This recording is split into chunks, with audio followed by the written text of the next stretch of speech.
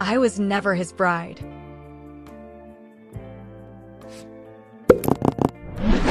Adrian hit the floor. When he tried to stand, Ethan kicked him square in the chest, sending him crashing back.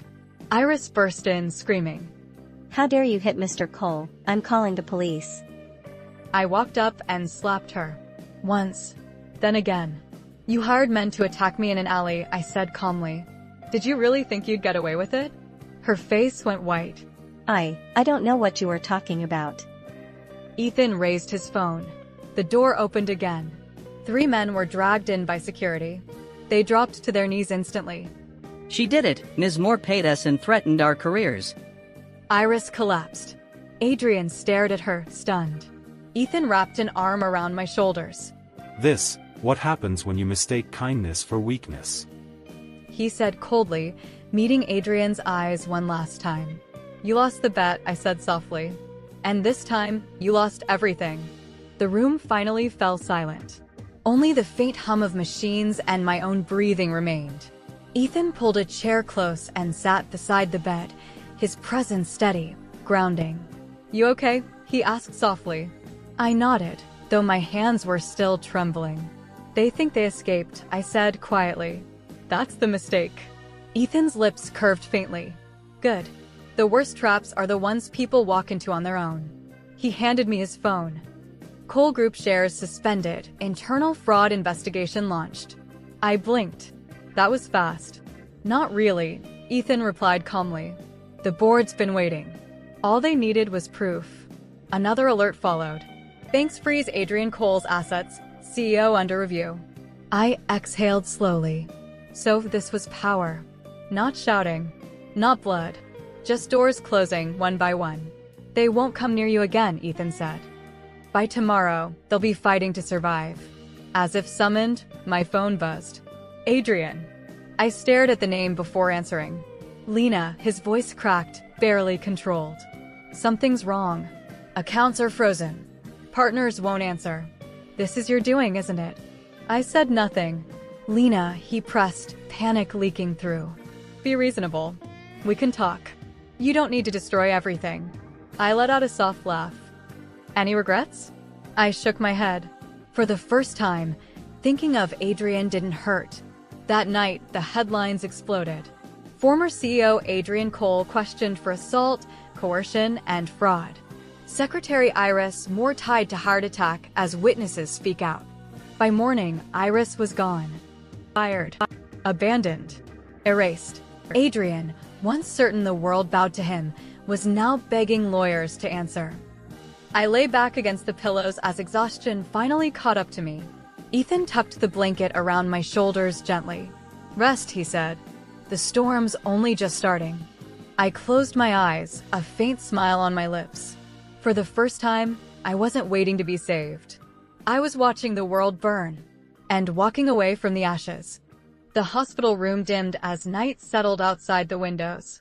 Rain streaked down the glass like veins of silver. Ethan Blake sat by my bed, scrolling with calm precision. Cole Group just lost its overseas supplier. And their credit line was revoked an hour ago. I let out a breath I didn't realize I'd been holding. So it had begun. The phone buzzed again. "Adrian." This time, I didn't answer. Instead, I watched the breaking headlines roll across the screen. Cole Group Board calls emergency meeting. CEO Adrian Cole facing multiple investigations. Secretary Iris Moore linked to assault scandal. Outside the door, hurried footsteps echoed, nurses whispering, reporters gathering somewhere below. The man who once ruled my life was now being swallowed by the chaos he created. Ethan set the phone aside and looked at me. "Lena, this isn't revenge anymore. This is survival. Once this starts, there's no turning back." I met his gaze, calm and hollow.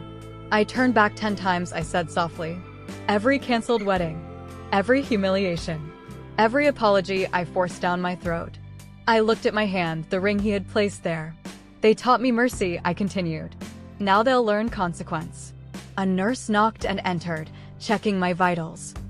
Her eyes softened when she saw the bruises still blooming beneath my skin. "You're safe here," she whispered. "Safe. The word felt unreal. When she left, Ethan leaned closer. "What do you want to do next?" he asked. Through the window, sirens flashed faintly in the distance. Somewhere in the city, Adrian and Iris were realizing something terrible. No one was protecting them anymore. I closed my eyes for a moment, then opened them. "Next," I whispered. "We let the world see who they really are." A slow, dangerous smile curved Ethan's lips. "Then rest," he murmured. "Tomorrow, the coals fall."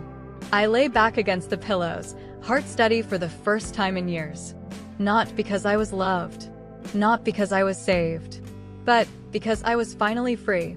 And the storm they'd made was about to swallow them whole. The door closed, leaving silence behind. I lay exhausted but clear-minded as Ethan covered me gently, steady and certain. I hadn't chased them because they were already finished. The board moved fast. Iris was cut off.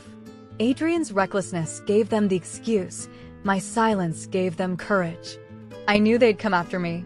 Ethan didn't flinch. He doesn't lose what's his. The door shut with a hollow thud. "Tomorrow," Ethan said calmly, "Adrian wakes up to frozen accounts, vanished allies, and a board that won't return his calls." "And Iris?" I asked. His eyes hardened. "She'll learn how it feels to beg with no one listening." I exhaled. Revenge no longer burned. It felt inevitable. I reached for his hand. "Don't end it quickly. I want them to understand." "They will," he said. "Every step. Every fall." Outside, the storm broke, rain hammering the windows. Just like what was coming for Adrian Cole and Iris Moore. This time, no one would kneel for them. My father burst into the hospital room just as Ethan was feeding me chicken soup. For a moment, he froze. Then anger twisted his features, sharp words spilling from his mouth, accusing me of running away, of letting others trample over me.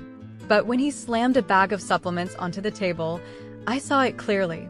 The worry he was trying so hard to hide. My vision blurred. All these years, I had blamed him for my mother's death. I didn't know that behind my back, he had been supporting the Cole Group's expansion, quietly, stubbornly, so I could stand taller in this world. Then the door opened again. Lucas walked in, calm and merciless, announcing that anyone who continued working with Adrian Cole was now an enemy of the family. Every contract terminated. I was stunned to realize the truth. All of Adrian's so-called allies had been Lucas's connections all along. He scolded me like he always did, pretending to be annoyed, but when our father snapped back at him, blaming him for my injuries, Lucas finally softened. He admitted his failures, his inability to protect me, and swore he would do better. Then he placed a folder in my hands.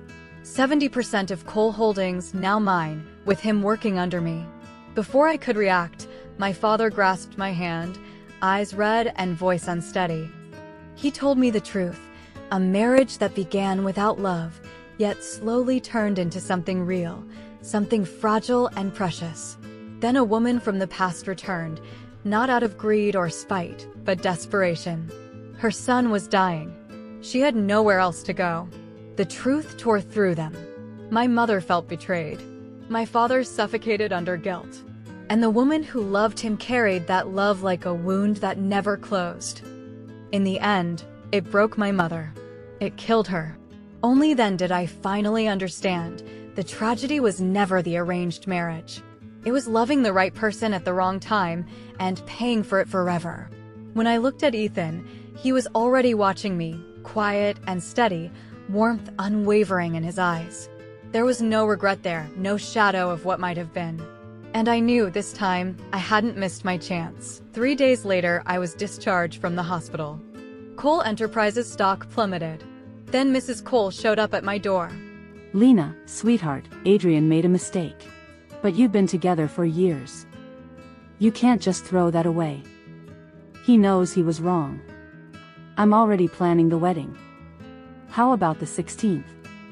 Everything's been arranged." "Mrs. Cole," I interrupted calmly, "your family standards are too high for me." Lena, you're a good girl. Adrian just got confused for a moment. Please, I'm begging you. You worked your whole life for Cole Enterprises. Can you really watch it collapse? I laughed softly. She always said she was protecting me. Always scolded Adrian in public. But if she truly cared, she wouldn't have let it happen 10 times. The truth? To her, I was damaged goods. One kidney short. Unworthy of her son. The city glittered below as I stepped onto the balcony of my new office in Cole Tower. The empire Adrian once ruled was mine now, 70% of Cole Holdings, fully under my control. The victory was cold, but it was real. Ethan joined me quietly. You really did it. Cole Enterprises is finished. He's still out there, I said calmly. And he thinks he can crawl back. Ethan's lips curved slightly. Let him try. 2 weeks later, an anonymous tip led me to an abandoned warehouse. Inside were Adrian and Iris, tied, bruised, powerless. I didn't raise my voice. I let the truth speak. I revealed the cameras, the evidence, and the trap already locked tight. The screens erupted, every betrayal replayed without mercy. My wedding to Adrian, where Iris cut my hair before everyone, turning a sacred moment into public disgrace. The rooftop footage, where Adrian shoved my mother and watched her fall to her death. The police precinct, where they twisted the truth and forced me to kneel to avoid prison while they played victims, and the alleyway recordings. Iris hiring 3 men to ambush me, the blows that left me collapsing in filth and ruin. Then the rest followed in a relentless flood: emails, videos, financial fraud, secret accounts, lie after lie, crime after crime, all streaming live for the world to see. Adrian broke, sobbing, begging. Iris screamed as the truth consumed her. They had a choice, and they chose greed, cruelty, and betrayal. I ensured the consequences were total. Before the police ever touched them, their reputations were annihilated. Social media erupted, bankruptcy filings went viral, and their names became symbols of betrayal and disgrace. Then I walked away, finished, untouched, and finally free. I've learned the hard way: too much love, too much trust, blindly given, can cost you everything.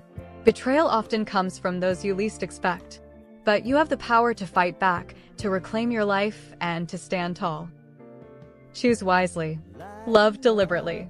Protect yourself first. I survived. I reclaimed my strength. And so can you. Stay tuned for more stories.